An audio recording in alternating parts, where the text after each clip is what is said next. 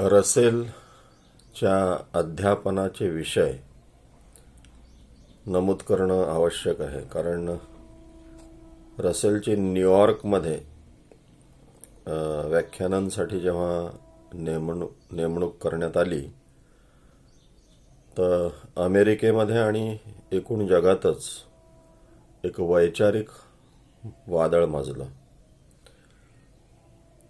ते त्यावेळी कशा अनाठायी तक्रारी करण्यात आल्या होत्या हे पुढील गोष्टी ऐकल्यावर स्पष्ट होईल.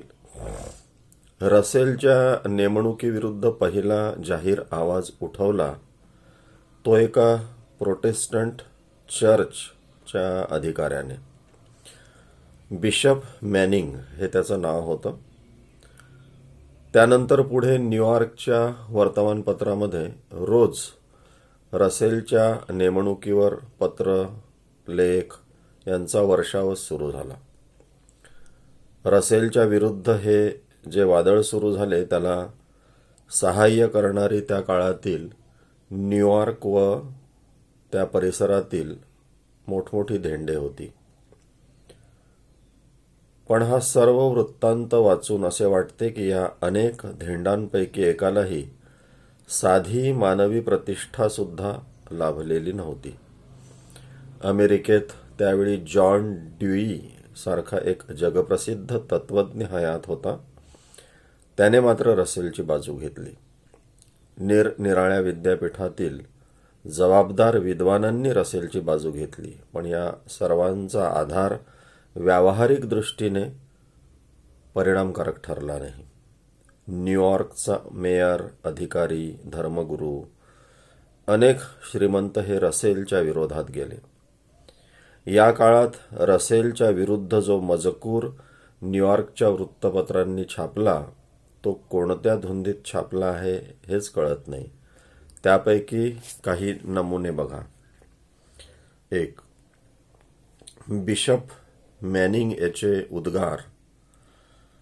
What is to be said of colleges and universities which hold up before our youth as a responsible teacher of philosophy, a man who is recognized propagandist against both religion and morality, and who specially defends adultery. Bishop मॅनिंगच्या या बेजबाबदार प्रश्नापासून Russell विरुद्धचे वादळ सुरू झाले. दुसरी टीका the tablet या वृत्तपत्राने केली. या वृत्तपत्राने अग्रलेखच लिहिले, Russell's appointment came as a brutal insulting shock to old New Yorkers and all real Americans. This appointment must be revoked. Russell is a professor of paganism.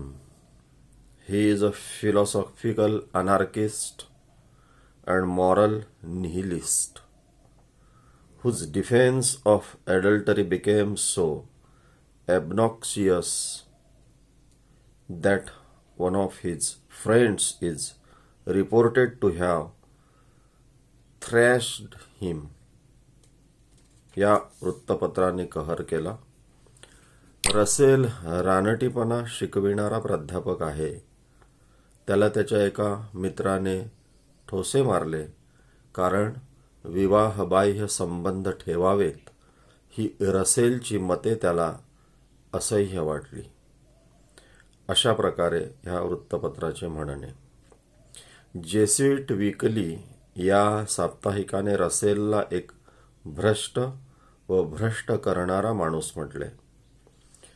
Russell is desiccated, divorced and decadent advocate of sexual promiscuity who is now indoctrinating the students in this libertarian rules for loose living in matters of sex.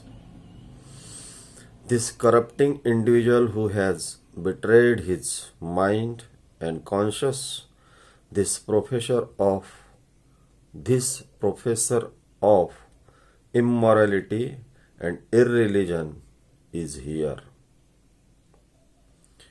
ह्या अनैतिकतेचा professor आमच्यात आला आहे, सावध रहा, असा इशारा हे वृत्तपत्र देते.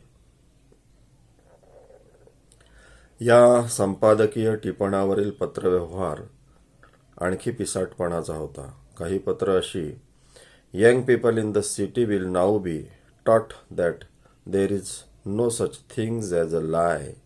दे are taught that stealing is justified and so is robbery and plunder. या शहरातील तरुणांना खोटं काही नसतं, चोरी दरोडेखोरी या क्रिया समर्थनीय आहेत असे शिकविले जात आहे. रसेल हा मोकाट स्त्री पुरुष संबंधांचा पुरस्कर्ता आहे अशी तक्रार करण्यात आली. Russell is the master mind of free love of sex, promiscuity for the young and the hatred for parents.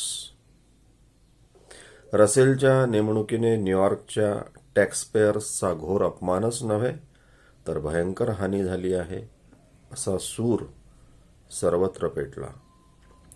न्यूयॉर्कच्या काउंटीची registrar miss Martha बायर्नेस हिचे मत असे होते की रसेल एक कुत्रा आहे, त्याच्या तोंडाला डांबर फासावे आणि देशातून त्याला हाकलून द्यावे. We must do away with the dog. Russell should be tarred and feathered and driven out of this country.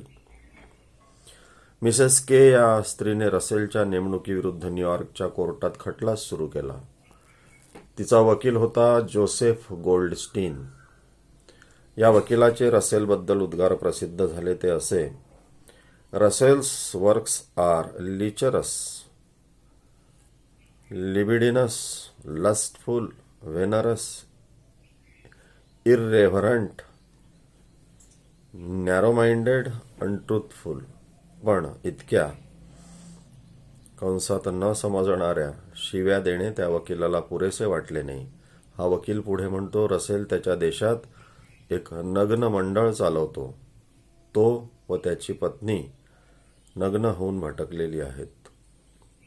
Russell conducted a nudist colony in England.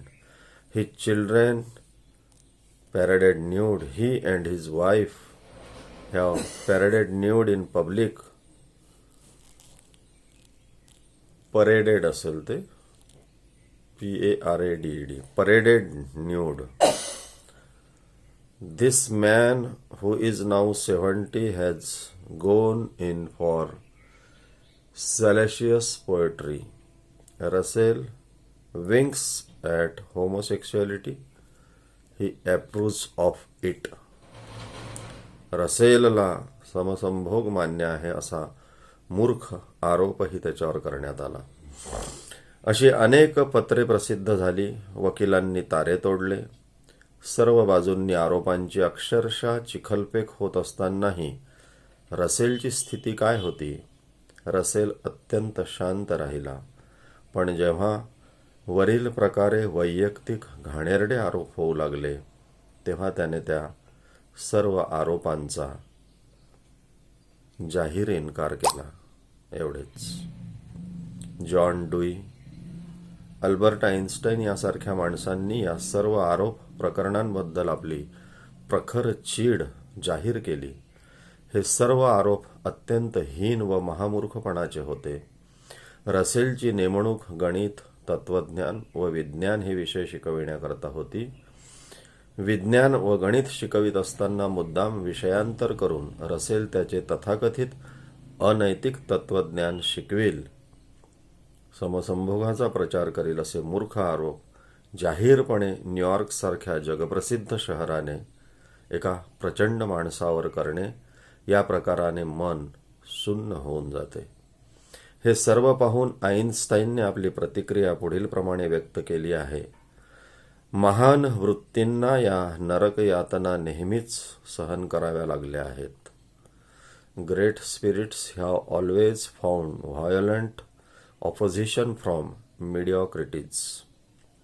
The latter cannot understand It when a man does not thoughtlessly submit to hereditary prejudices but honestly and courageously uses his intelligence.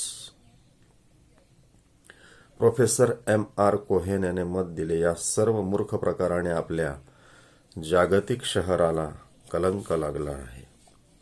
The fair name of our city will suffer as did Athens for condemning Socrates as a corrupter of its youth. पण Russell विरुद्ध आरोपांचा गदारोळ इतका भडकला होता की न्यूयॉर्कची सभ्यताच नाहीशी झाली होती.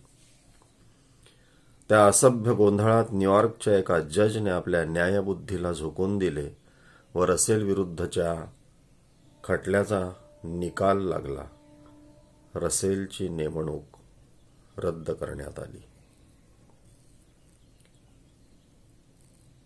या सर्व प्रकरणाच्या वेळी रसेलचे वर्तन व दिनचर्या मात्र त्याच्या व्यक्तित्वाला शोभेशी अशी होती. अत्यंत धीरोदात्तपणे त्याने हे सारे अनुभव घेतले.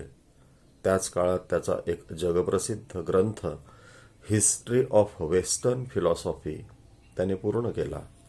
त्यानंतर काही काळाने रसेल इंग्लंडला परतल्यावर त्याला ऑर्डर ऑफ मेरिट हा सर्वोच्च किताब मिळाला व नंतर नोबेल प्राइजही मिळाले. त्यावेळी न्यूयॉर्कच्या अंधाऱ्या खोलीतील त्या किरकोळ जजला काय वाटले असेल हे समजायला मार्ग नाही. रसेलचे जीवन सर्व अर्थाने विपुल होते. रसेलच्या एकंदर तत्वज्ञानाबद्दल थोडक्यात लिहिणे कठीण आहे. रसेलचे तत्वज्ञान एकसंध नाही व म्हणून त्याचे संक्षिप्त मूल्यमापनही कठीण आहे. रसेलची भूमिका कोणती, त्याचा विचारपंथ कोणता, तर कोणताच नाही. He was a philosopher without philosophy.